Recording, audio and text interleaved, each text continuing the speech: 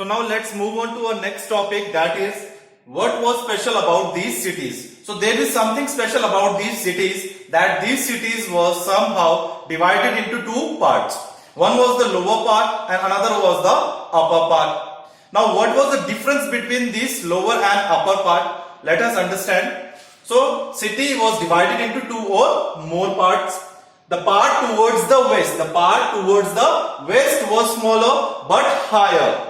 And similarly, the part towards the east was lower but larger and was known as lower town. So the part towards the west was known as citadel. So archaeologists described the part towards the west, which was smaller but higher, as citadel. Now the difference between citadel and the lower town was that citadel was having all the important buildings such as the administrative offices and other important buildings, and the lower town was somehow a residential area where the common people had their houses. So in some cities, citadel had special buildings. For example, let us take an example. Great Bath in Mohenjo-daro. So Great Bath, that the picture that I sent you earlier also, and that is also mentioned in your book.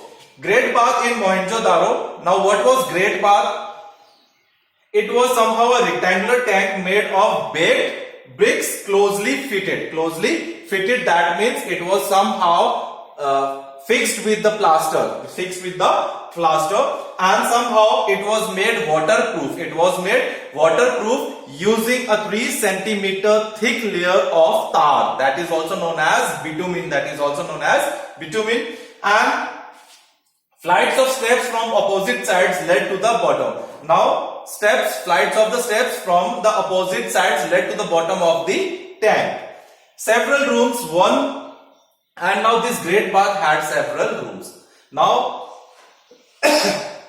out of that, one had a tank, one had a large well. Now this well had somehow water, and this water was supplied through the channels into the Great Bath.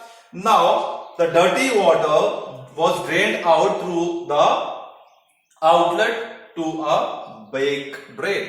Now this dirty water somehow drained out. But archaeologists are still not sure about the use of Great Bath.